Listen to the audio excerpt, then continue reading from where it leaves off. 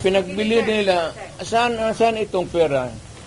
25 tons of gold reserves natin sold amounting to 129 billion.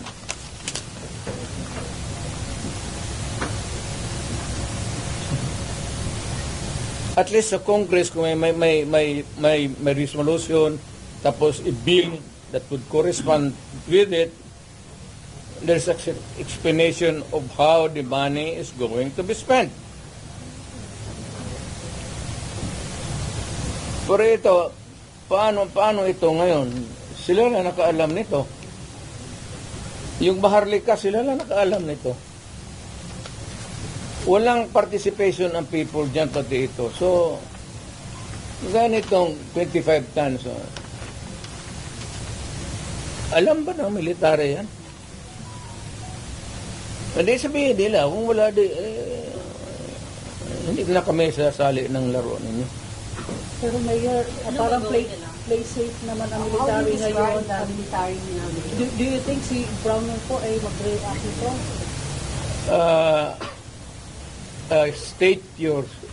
Can you restate your statement? Can you expect that Brown will react? When ito, pag nilabas din ito, your question must also correspondingly appear. Importante yan. So, guard. Kasi may statement siya, dapat partisan, dapat parang stay put lang yung military. Wala naman siyang sinabi, no? In fact, si Inday nga nagsabi na tulog-tulugan yung chief of staff.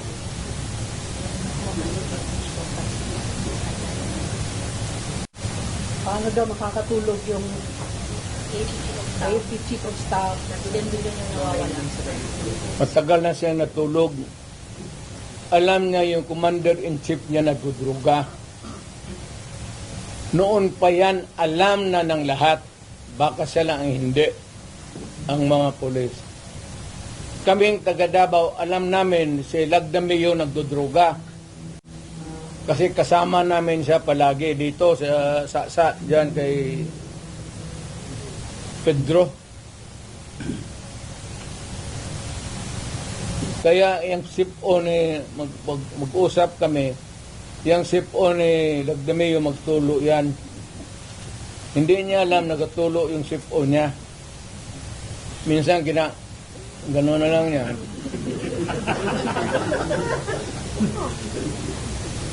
Alam ni Marcos na si Lagdameo durugista. Alam ni Lagdameo na durugista. Magkasama yan sila sa hit-hitan. So, another appropriate question would be, yung ito with sincerity.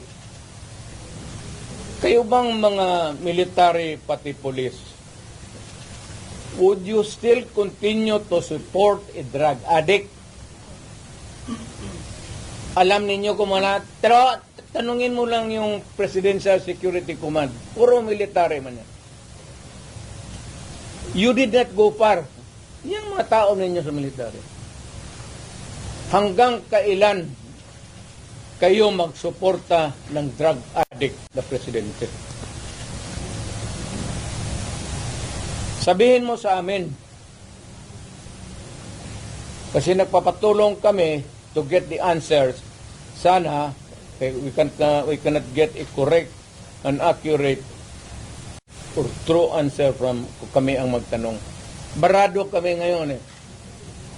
So under the constitutional provision of the right to be heard, kailangan sagutin ninyo yan.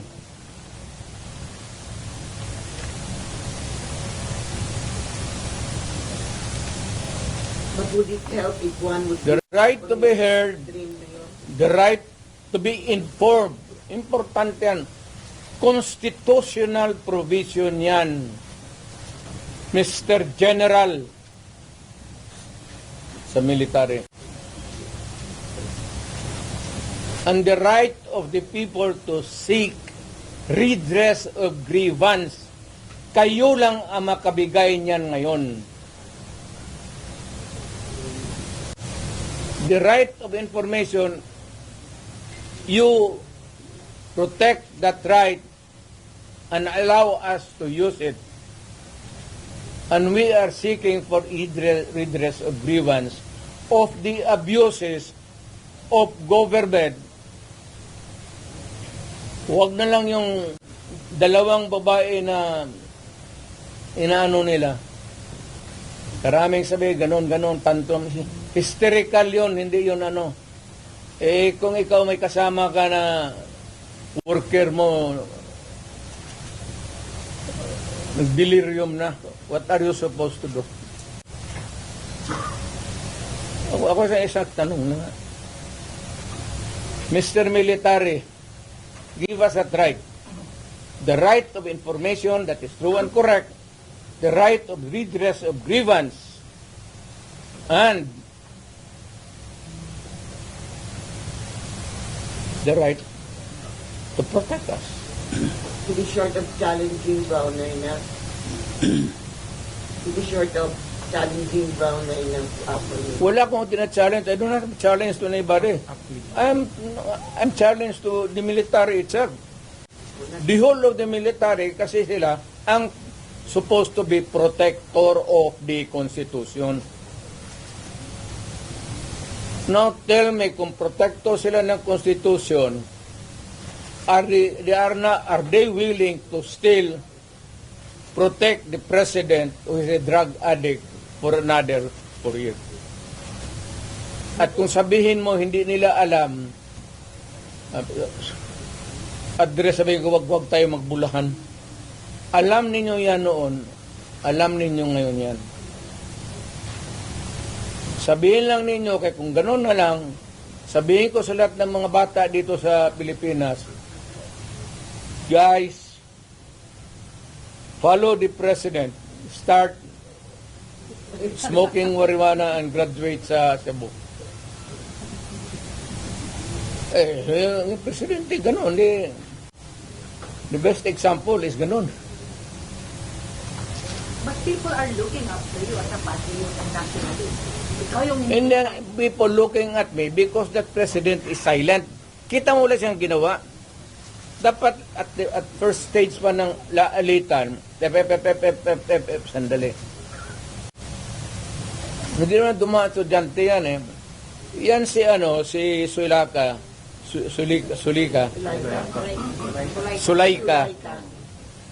anak ni Joe Lopez yan. Sigma Rowan. So marami yan siyang dyan. But people are saying, pag muhin mo si Tatay Digong, alsaming tanan. So how do you react to all this? Ayaw ko kasi presidente ako.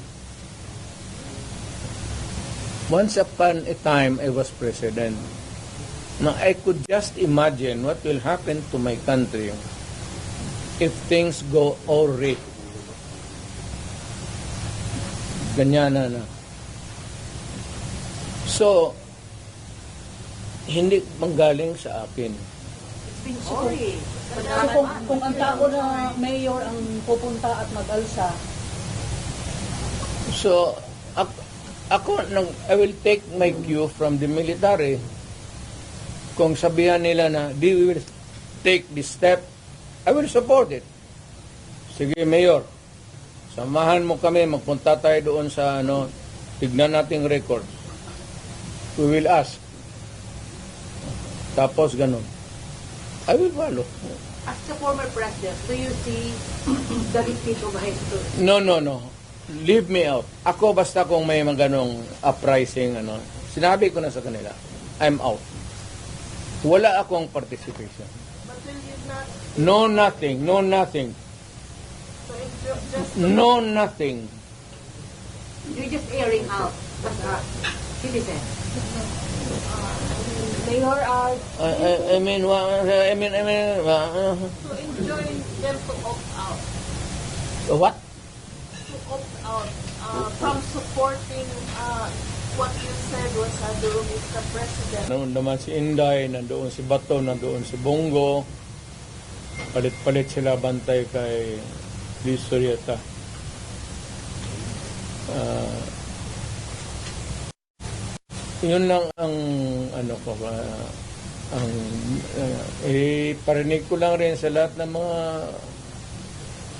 lumad na bagubo sa buong Pilipinas na sa bagay yung kayong nasa lowland areas na intindihan na ninyo. Proseso yon ng Kongreso. We cannot question their authority. May investigation eh.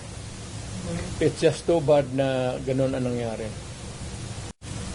Ang may breath lang isa na abogado kasi ang tatay ni Julieta si Fiscal Lopez noon kasama ko sa prosecution. So yung mga pinsan-pinsan nila mga abogado na anak nagtanong sa akin na bakit daw na at one point yung sa gabi na yun there was an order coming from the Quad sa Congress na dalhin si Julieta sa Women's Correctional Institution na hindi naman daw kriminal. Sabi ko, tama naman siya. Yun kasi ang niya. Gusto niyang malaman sa akin. Sabi ko, wala pa akong sagot kasi hindi pa ako napunta ng Maynila. As a matter of fact, nagtawag ako ng kausap si Gubernur kan ba? Congressman ko ba? Nagpagpatulong ako kay Congressman Alvarez na maghingi ng anong mapulot ko na tulong doon. Kung bakit nagkaganon. Kasi si Julieta daw was not a criminal. Alam mo, ang practice, kung ang Congress, ang contempt is not a crime.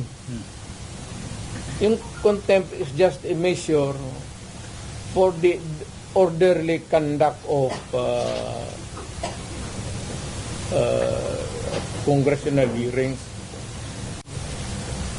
or during the plenary kung may nagawa ka doon na disturbance or yung disorderly conduct, they would put it that way.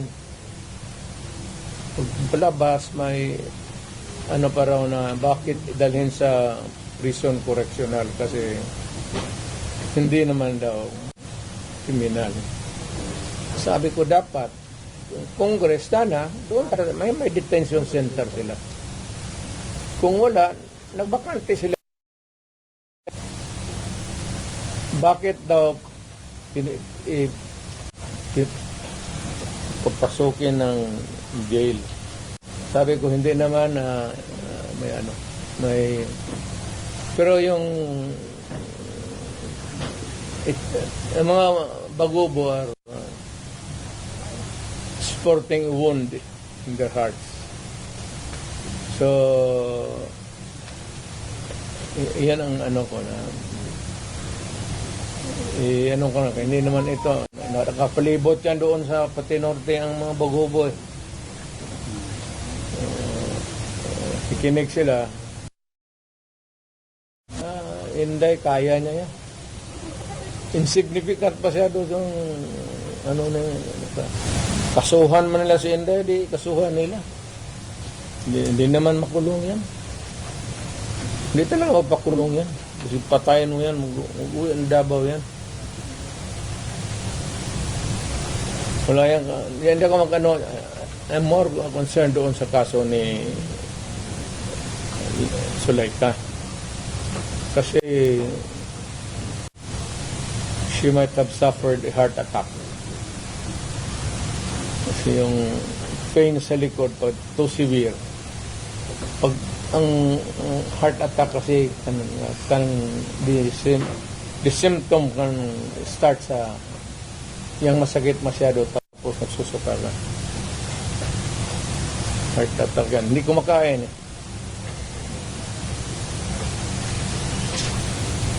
Pero yung sa Congress, wala muna akong may wala akong pag-usapan pa namin sabi sa kanya,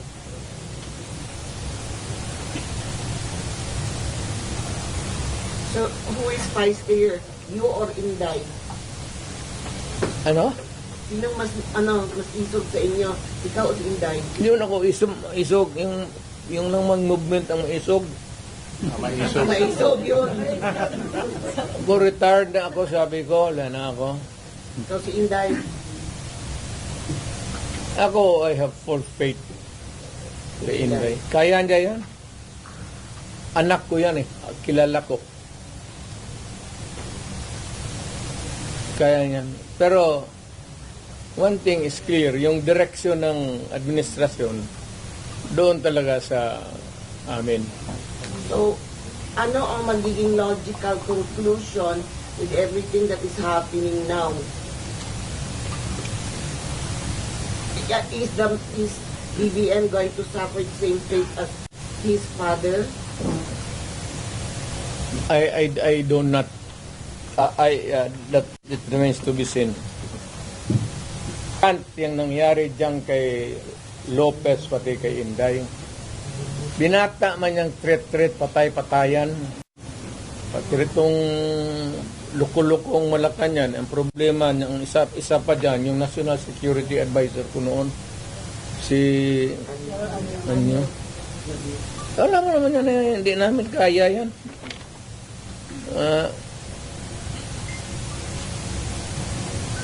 Sino naman? Gusto nila ipalabas palalabasin mayor na nagnakaw ng pera si Vice. Wala pa nga audit gusto na nila palabasin ganon. Tama yung kay Inday because according to her, sabi niya pasensya ka na dyan kaya ikaw yung forerunner sa presidency. Gusto ata na ni Martin maging presidente, so hindi naman masama. Kaya ayaw ko magsalita because everybody has the right to dream. If Inday wants to be also, she can also dream. So wala tayong dyan. Ang tingin ko ang mas mabigat na problema na dapat malaman ng Pilipino is nag-hemorrhage ang country. Pati yung PhilHealth nga na hindi sa gobyerno, contribution natin yan kasi kung magpa-hospital ka, yung may pambayad ka, depende sa category yung rates mo. Kung ibang iyo, dividido ba talaga na full o paglabas mo, wala ka ng bayaran. Yun ang noon, yung 16 billion na nilipat nila. That is the most dangerous at dapat utang inestapa yan. Government malverse the money of the people. Ginamit mo yung pera ng and even Congress cannot do that. Trust fund yun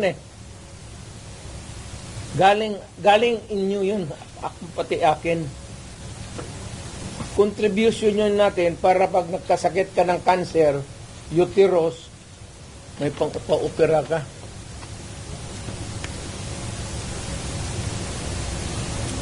Ang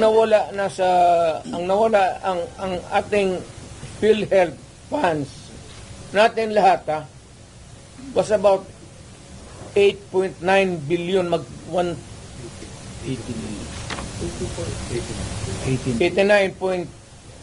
89 billion.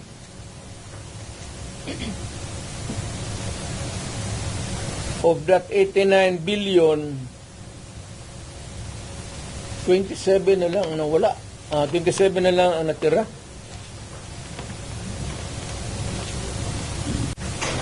Paano yan? Hindi man maano ng Kongreso. Ang atin is, bakit nila pinakialaman? Pero Mr. President, if you see that this really, may estafa case, na yan, ang problema ganito, if we're going to file a case sa court, but the justice system, the court is a government thing. No, the court, ang pumapasok ang Supreme Court. Kana hihintuan mo na sila eh. Huwag mong pakialaman yan, kaya hindi yan inyo. Ako, fiscal ako. Ang alam mo, minalbers nila yung pera eh. Ang naiwan kasi 29 billion lang. Out of the 89, 29 na lang. But can we say, Saan ang pera namin? Ano, ibalik mo, wala ang pera. Maghiram nga ng pera eh. Ang gobyerno na ito, walang project. Wala kang nakikita ng project. Maintenance na lang. Kasi ayuda, ano yan, akap, ayuda. Tupad. Yun, naubos doon. Naubos ni Romualdez kasi Romualdez, congressman lang, pero left and right ang pamigay niya. Oh, may tag 5 mil kayo ngayon. Kita ko sa TV ito eh. Pera natin. Sus Maria Josep, Ginoo, Romualdez, oy. Nangawa ka naman sana sa amin.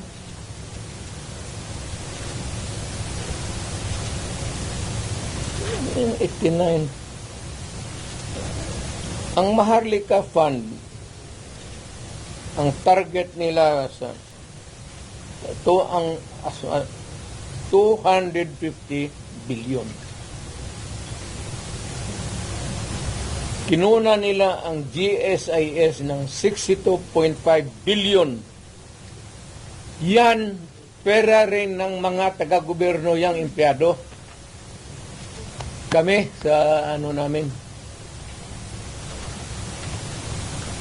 Sa mga trabahante yan, mag-housing loan ka, ito, kinuha, binigay para ayuda. Ang mga membro nito, hindi na makaloan, enrollment ng mga bata, mahirapan sila nito kasi magkakaroon ito ng anomaly sa flow ng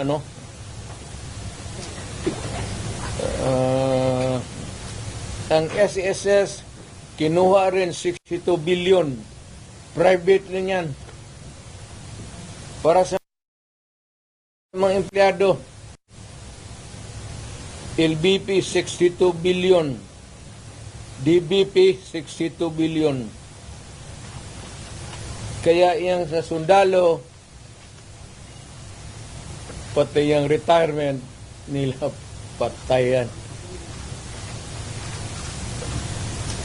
Given all these predicaments, sir, you have the legal basis on the issue of one. Kaya meron na Legal remedies in your mind to meron na. Lahat ito, the example yung PhilHealth na binara sila, yun yan.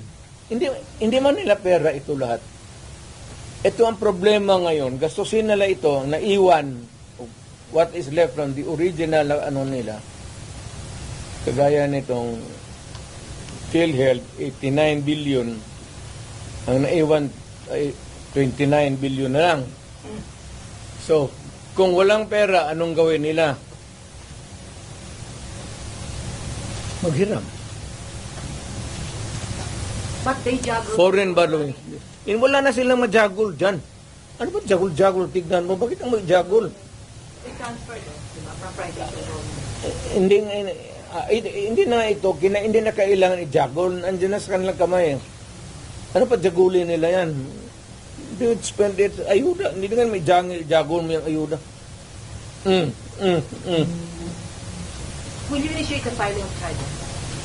Will you initiate the filing of charges? Or will you make a move to stop the government from taking... Meron, it is, tignan natin ang resulta sa Supreme Court, yung sa PhilHealth ngayon. So, para magkaroon tayo ng predicate of how to go about. They fear that you will call for a mass movement in Davao City given the situation of the PhilHealth to the Quadcom and Tignan ko lang. Kung ano ako, mass mobilization of people power for that. ang alam ko man, sinong pupunta lang doon, ikaw pati ako, bakit ka man Doon na sir, no? alam ko man ang walang pupunta doon. Why? Magmas movement ako, tayo dalawa lang. Sir, asan sila sir na nawala na daw itong the magic of the 30 crowd? Magic, wala na.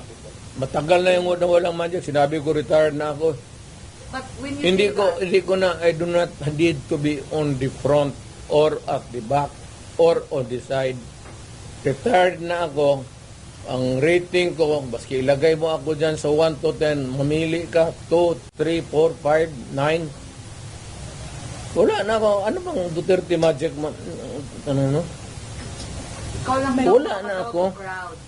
It's only your word that can compel people to come together and raise the common voice.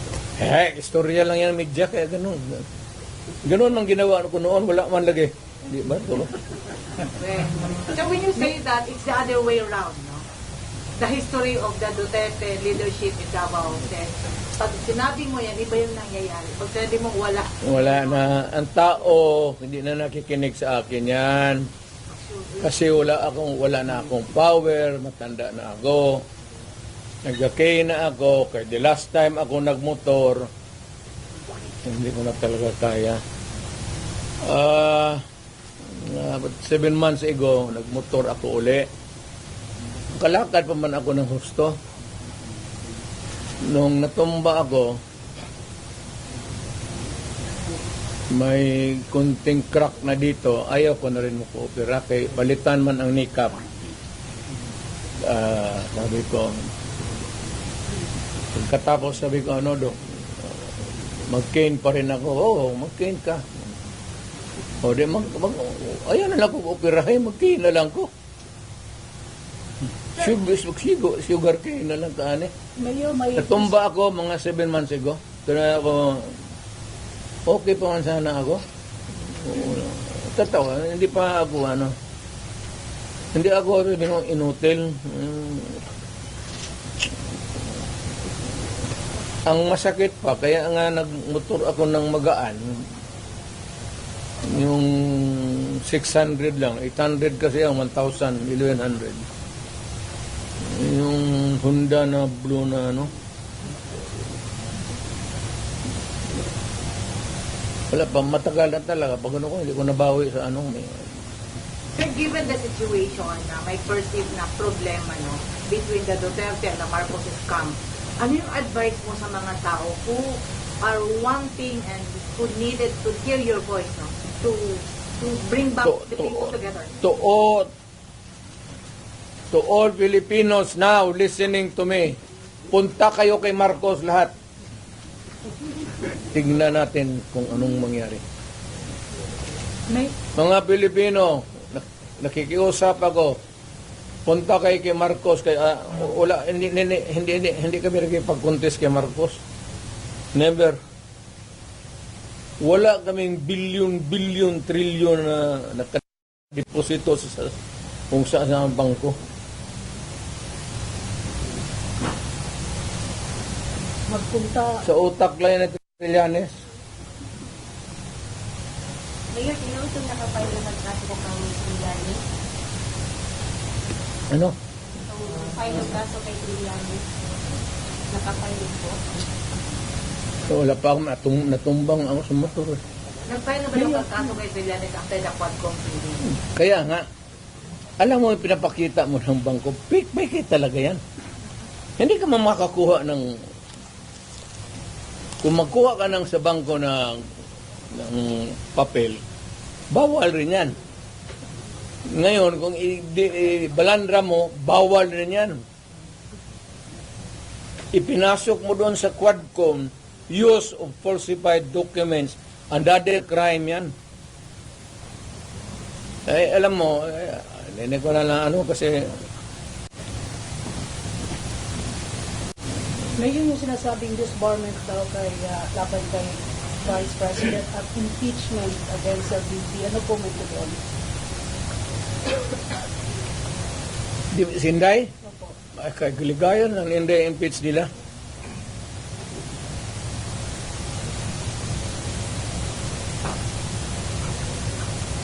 Total, malayo pa man yung 2028. Di magpasyal sa mga pasyal sa... So she's running in 2028 for president. Hindi, wala siguro. Sabi mo kasi malayo pa ang 2028. Therefore, yun ang conclusion. Kaya pa, malayo pa. Doon na tayo, pagdating natin, mag-decide tayo kung tama na yung sabi ko nga kay Inday, tama na yung Vice President. Total, tatay niyan, Presidente man. Okay na yan.